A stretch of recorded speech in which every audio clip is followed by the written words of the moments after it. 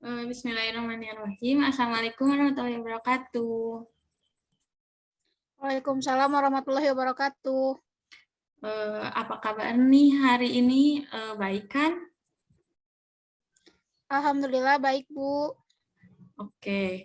Eh, kita kan sebelumnya udah kenal nih ya, tapi supaya lebih kenal lagi, coba izinkan Ibu memperkenalkan diri, dan nanti Ibu akan mengizinkan kamu untuk memperkenalkan diri. Dan jangan lupa untuk sebutin hobinya ya. Sekarang izinkan Ibu memperkenalkan diri. Perkenalkan, nama Ibu Mutiara Lestari dan hobi Ibu membaca. Sekarang silakan kamu untuk memperkenalkan diri dan mengemukakan apa hobi kamu. Baik, terima kasih, Bu. Perkenalkan, nama saya Inau Mardia, hobi saya membaca. Baik, ternyata hobi kita sama ya. Tapi pasti lebih senang baca novel daripada baca buku pelajaran. Baik, langsung ke poinnya aja ya. Ada yang perlu kamu ungkapkan nggak? Atau ada yang perlu kamu ceritakan nggak tentang permasalahan hidup kamu? Atau ada hal-hal yang gimana yang mengganggu di hidup kamu, tapi kamu susah untuk mengemukakannya, susah untuk menceritakannya karena kamu takut misalnya berbicara ke ke orang lain, tapi si orang itu tuh takut nggak menjaga rahasia kamu gitu. Kalau misalnya ada, boleh diceritain sekarang. Ibu sebagai guru BK siap menerima cerita kamu dan siap menjaga rahasia apa yang kamu ceritakan. Silakan, kalau ada boleh diceritakan ya. Baik, Bu. Jadi kan saya itu termasuk orang yang trust isu ya, Bu ya. Jadi kan saya dulu awalnya saya biasa aja. Mungkin lama-kelamaan ya. Awal-awal saya ngelihat orang semuanya baik, tapi kan mungkin dari yang dia tiba-tiba diam atau apa gitu. Saya jadi nggak percaya, wah orang ini benar nih gitu. Kadang-kadang jadi kan dulu saya mondok, terus teman saya tuh kadang suka diem-diem menjauh. Jadi saya ngerasa, ih kok ngejauh sih gitu. Nah aku salah apa ya? Terus kayaknya mereka ngomongin aku deh. Ih gitu, kayak bisa beberapa hari yang lalu juga kan aku ada acara, terus ada yang liatin, kan kita pasti, ih apa sih, apa maksudnya, dia takut sendiri kita atau salah sikap dekat-dekat mereka. Terus gimana ya Bu ya, saya buat ngatasin semuanya ya Bu ya.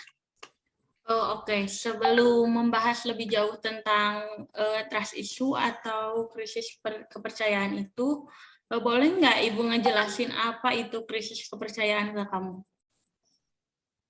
Boleh Bu, silahkan. Oke, dari yang Ibu dapat, mengutip dari penelitian psikologi yang dilakukan oleh Erikson, Rotter, dan Bridgman, trust atau rasa percaya merupakan dasar yang esensial dalam perkembangan terhadap hubungan personal dalam bentuk apapun. Selain itu, perkembangan rasa percaya juga merupakan komponen yang penting dalam penyesuaian diri dan kepribadian yang sehat, atau disebut juga dengan healthy personality. Masalah rasa percaya ini terbentuk tidak begitu saja. Apa yang kita alami sejak kecil sangat berpengaruh terhadap rasa percaya kita terhadap orang lain. Erikson pernah berkata dalam penelitiannya, rasa percaya yang tertanam pada diri kita terbentuk secara optimal di usia 0 sampai 18 bulan. Nah, di usia tersebut, rasa percaya yang kita miliki terbentuk berdasarkan pola asuh yang kita terima. Jadi kalau semisal kamu merasa ketakutan, mungkin ada pola asuh dari orang tua kamu atau dari orang yang berada di sekeliling kamu yang gimana ya, yang membuat yang berdampak, hal itu berdampak pada sekarang membuat kamu merasa takut gitu. Takut percaya sama orang lain, takut diomongin sama orang lain, padahal itu tuh kayak cuman feeling kita aja gitu.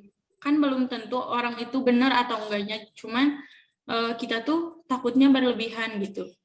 Nah, trust atau lebih dikenal dengan istilah basic trust dapat tercapai apabila bayi mendapatkan kehangatan atau pengasuhan dari caregiver atau pengasuhnya.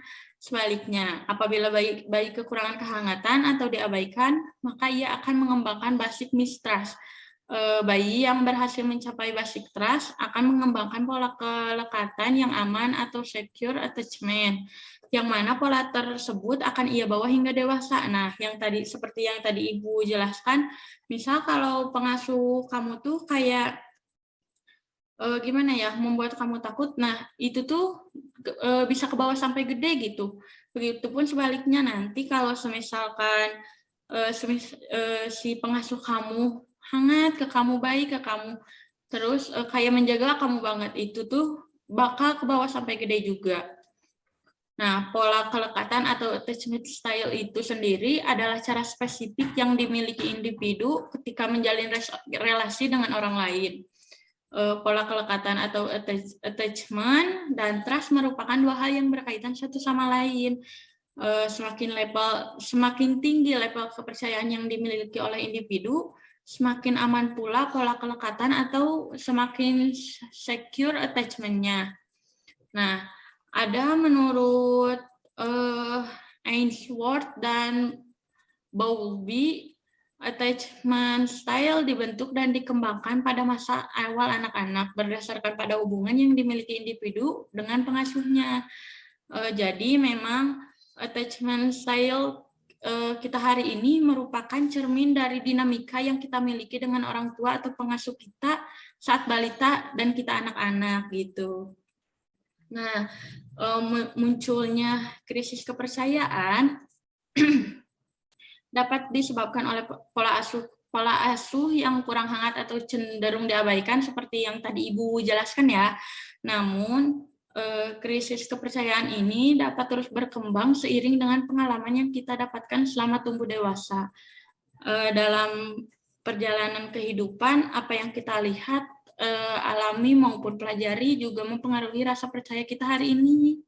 Jadi atau lebih dikenal dengan social learning theory. Ada beberapa hal yang dapat menghancurkan rasa percaya hingga menimbulkan krisis kepercayaan. Salah satunya adalah ketidaksetiaan mampu membawa kembali semua luka-luka yang ada dari masa kecil. Terus ada ketidakjujuran atau pengkhianatan terhadap rasa percaya dapat memberikan dampak yang lebih merusak dibandingkan dengan perselingkuhan itu sendiri pada suatu hubungan. Nah, kalau misalkan di waktu kecil misalnya kamu pernah dibohongin gitu sama pengasuh kamu atau sama orang tua kamu, itu tuh bakal ke bawah sampai gede gitu. Jadi kamu tuh kayak, iya aku mah takut gitu, takut dihianatin, soalnya takut dibohongin, soalnya waktu kecil kamu udah pernah ngalamin itu. Jadi pas kamu udah dewasa, kamu tuh takut gitu, takut banget gitu karena udah mengalami itu. Nah, untuk hal yang menghancurkan rasa percaya diri, di antara lain ada selanjutnya ada rasa ketidakpercayaan, keraguan, dan kecurigaan secara kuat dipengaruhi oleh suara dalam diri kita. Nah, itu kayak tadi kamu yang kamu ceritain kayak yang aku tuh takut si itu tuh ngomongin aku takut si itu nggak suka ke aku, kok si itu kayak ngejauh ya. Nah, itu tuh termasuk hal yang menghancurkan ya rasa percaya diri kita, sehingga menimbulkan krisis kepercayaan ini atau trust issue ini. Sebenarnya ada beberapa gangguan lain yang yang menyebabkan, ada beberapa gangguan yang terlihat kalau kita mengalami trust issue itu. Di antaranya menimbulkan stres pada diri kita, mengganggu peran dan fungsi sehari-hari, berpotensi menimbulkan kerugian baik bagi diri dan juga orang lain. Jadi misalnya menimbulkan stres. Sekarang kamu kayak mikirin itu tuh, mikirin apa, takut sama teman kamu yang ngomongin kamu, takut teman kamu ngejauhin kamu, takut teman kamu nggak suka ke kamu. Itu kan kalau kepikiran terus kitanya bakal jadi stres kan ya. Kamu gitu nggak atau gimana? Kadang suka kepikiran sampai yang nggak nyaman, sampai kayak kadang jadi yang tertutup. Nah, Apalagi kan waktu di pondok itu kan banyak orang, jadi aku lebih tertutup, jadi diam. iya. Berarti itu kalau semisalkan didiamkan terus bisa menimbulkan rasa stres kan ya. Nah, yang kedua mengganggu peran dan fungsi sehari-hari. Nah, barusan kata kamu yang menjadi pendiam itu kan kayak mengganggu gitu ya. Biasanya kamu main, biasanya kamu keluar, biasanya kamu eh, jalan gitu keluar sama orang. Tapi karena hal itu kamu jadi pendiam, jadi keganggu banget gitu hari-hari kamu teh.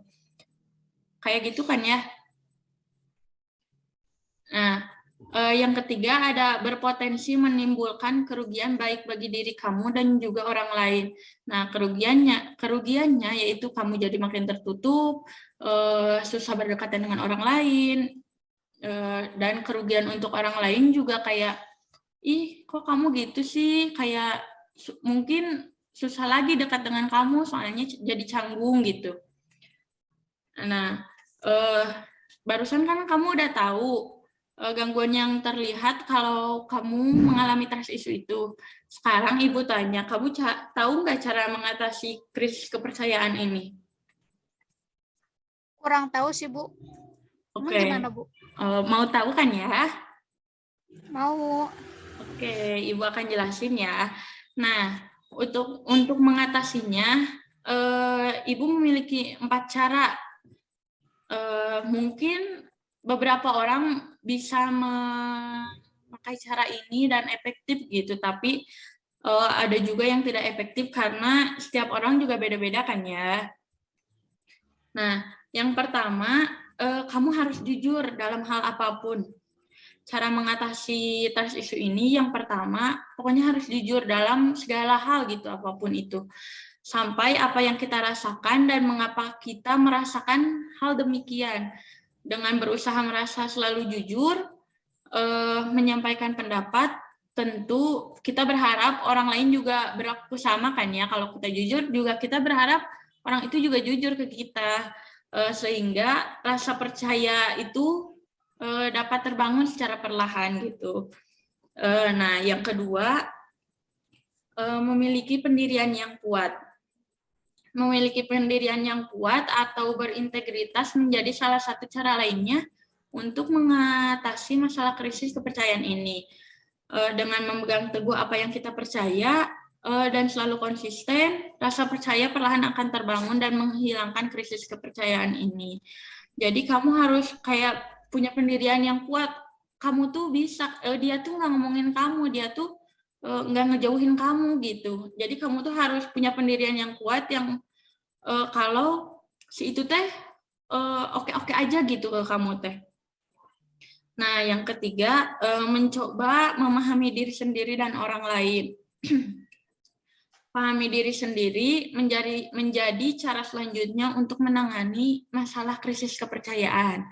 Dengan memahami diri sendiri, kita akan mengetahui apa yang kita rasakan dan interaksi komunikasi yang kita butuhkan. Bukan hanya diri sendiri, pahami juga orang-orang di sekitar kita. Dengan saling memahami, rasa percaya perlahan akan tumbuh dengan sendirinya. Jadi kamu tuh jangan kayak mikirin diri kamu sendiri aja, orang lain nggak dipikirin, tapi jangan juga mikirin orang lain aja, tapi diri kamu sendiri menderita. Nah, jangan gitu juga ya. Jadi harus seimbang, kamu memahami, memikirkan diri sendiri dan juga memikirkan dan memahami orang lain. Nah, untuk yang terakhir ada menjaga komunikasi sebaik mungkin. Komunikasi menjadi kunci hubungan yang baik. Maka dari itu, agar kepercayaan tetap terjaga, bangun komunikasi yang baik dan intens dengan orang-orang di sekitar kita. Jangan berasumsi, tapi komunikasikan.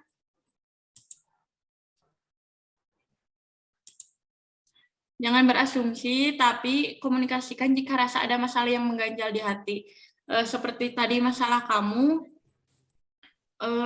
kan berasumsi teman kamu ngejauhin kamu, teman kamu ngomongin kamu. Nah, kamu tuh jangan gitu. Coba ajak ngobrol teman-teman kamu, tanyain ke teman-teman kamu. Dia tuh bener nggak sih ngejauhin kamu?